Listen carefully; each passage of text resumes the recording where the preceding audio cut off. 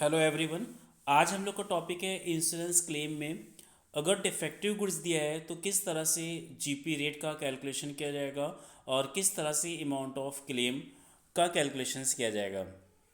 इससे पहले defective goods से रिलेटेड कुछ वीडियो अपलोड कर चुके हैं और पहले आप लोग वो वीडियो देख लीजिए, बेसिक्स देख लीजिए और जो नॉर्मल गुड्स के क्वेश्चंस हैं उसको देख लीजिए और उसके बाद इस क्वेश्चन को सॉल्व करिए।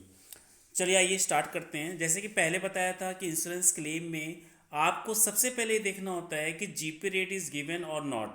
मींस क्वेश्चन में हमें ट्रेडिंग अकाउंट बनाना होता है, फिर हमें जीपी रेट कैलकुलेट करना होता है और उसके बाद हमें मेमोरेंडम ट्रेडिंग अकाउंट बनाना होता है और उसके बाद हम अमाउंट ऑफ क्लेम का कैलकुलेशन करते हैं।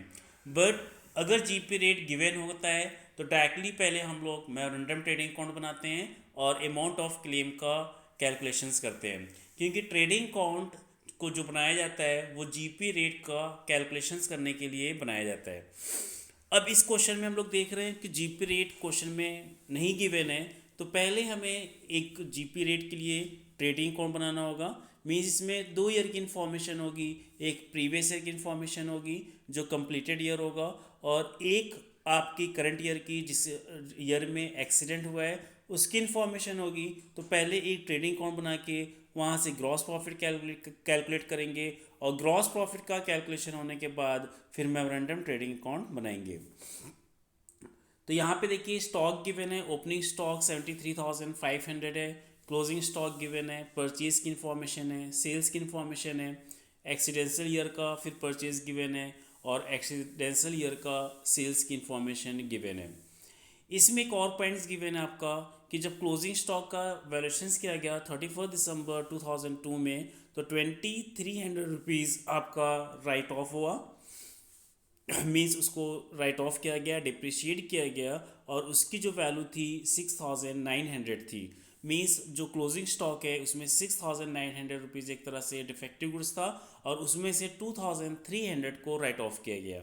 तो हम लोग जो जीपी रेट कैलकुलेट करते हैं वो एक तरह से नॉर्मल गुड्स पे होता है कि नॉर्मली अगर जो गुड्स को सोल्ड किया जाता है तो उस पर जीपी रेट इतना अराइज होता है, इतना प्रॉफिट अराइज होता है।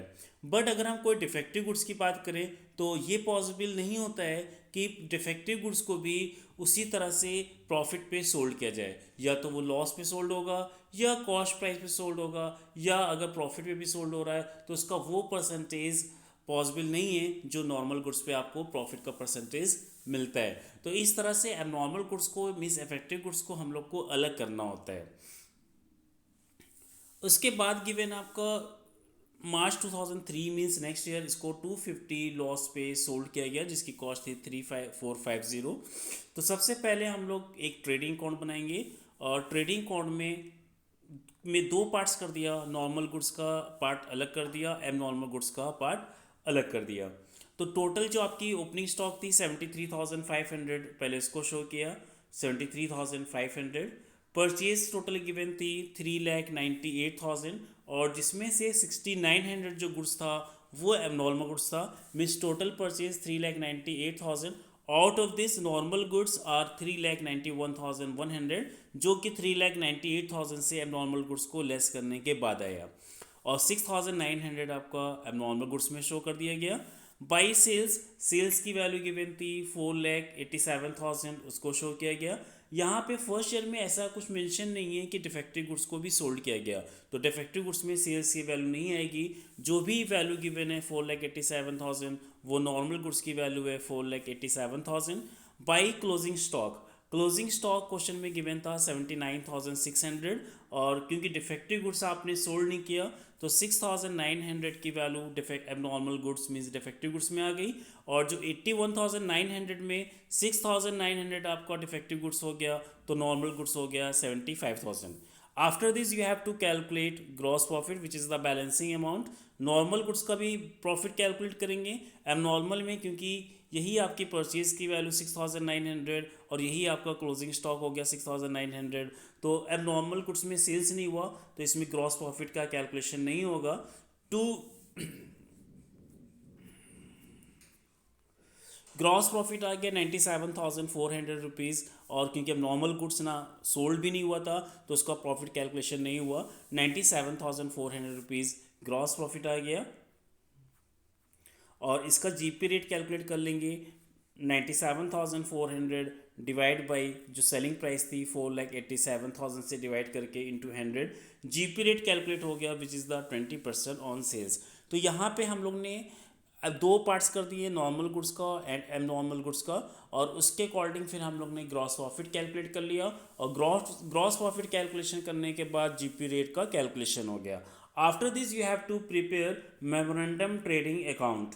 मेमोरेंडम ट्रेडिंग अकाउंट्स में जो आपका लास्ट ईयर का क्लोजिंग स्टॉक था उसको शो किया गया।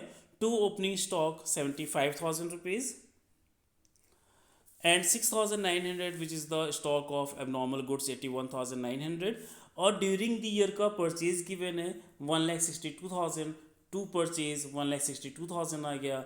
बाई सेल्स गिवन है 2,31,200, और इसमें जो डिफेक्टिव गुड्स था उसको भी सोल्ड किया गया है और उसकी जो वैल्यू गिवन थी क्वेश्चन में 3,450, वो डिफेक्टिव गुड्स सोल्ड किया गया और लॉस पे सोल्ड किया गया 250। मींस एक्चुअल जो सेलिंग प्राइस थी 3,450 वो कॉस्ट प्राइस थी, इसमें लॉस हुआ 250 का, बाय लॉस ऑन सेल्स हो गया 250, और सेलिंग प्राइस आ गई आपकी 3,450 से 250 माइनस करने के बाद 3,200, ये आपकी सेलिंग प्राइस आ गई for the abnormal goods means defective goods. Total selling price given थी 2,31,200, जिसमें से 3,200 एबनॉर्मल की सेल्स को लेस कर दिया गया, तो अब नॉर्मल गुड्स की वैल्यू आ गई 2,28,000। After this you have to calculate gross profit for the normal goods 2,28,000, और जो आपने gross profit GP rate calculate किया था विच इज़ द 20%, 45,600 ये ग्रॉस प्रॉफिट हो गया। After this you have to calculate balancing amount of normal goods 75,000 plus 1,62,000 plus 45,600 जो आपका नॉर्मल गुड्स का डेबिट में आ रहा, और 2,28,000 माइनस करने के बाद 54,600 ये स्टॉक ऑफ नॉर्मल गुड्स हो गया। अब नॉर्मल गुड्स में जो स्टॉक की वैल्यू थी 6,900 वैल्यू थी और 3,200 का सोल्ड हुआ, लॉस हुआ था 250, और इसकी बैलेंसिंग वैल्यू हो गई 6,900 माइनस 3,200 माइनस 250, 3,450। ये आपका एबनॉर्मल का स्टॉक हो गया 3,450, और नॉर्मल गुड्स का स्टॉक आया था 54,600, इसको प्लस कर दीजिए, ये टोटल कॉलम में आ जाएगा 58,050 रुपीज़। तो ये स्टॉक आ गया आपका नॉर्मल गुड्स का एंड एम नॉर्मल गुड्स का दोनों को मिला के 58,050 रुपीज़। इसमें से सल्वेज स्टॉक की वैल्यू माइनस कर देंगे तो आपका एक्चुअल लॉस ऑफ स्टॉक आ जाएगा 58,050 एंड 5,800 रुपीज़ गिवन था सल्वेज वैल्यू ऑफ स्टॉक, उसको लेस कर दिया, then actual value of stock आ गई 52,250। After this you have to calculate amount of claim, और जब पॉलिसी वैल्यू गिवन होती है तो अमाउंट ऑफ क्लेम हम कैलकुलेट करते हैं policy value into actual loss of stock divide by stock at the time of accident. तो stock at the time of accident था 58,050, पॉलिसी वैल्यू गिवन थी 50,000, और एक्चुअल लॉस ऑफ स्टॉक जो भी हम लोग ने कैलकुलेट किया है 52,250, इसको वर्किंग में शो कर देंगे और इसके बाद आपका आंसर आ रहा है 45,004।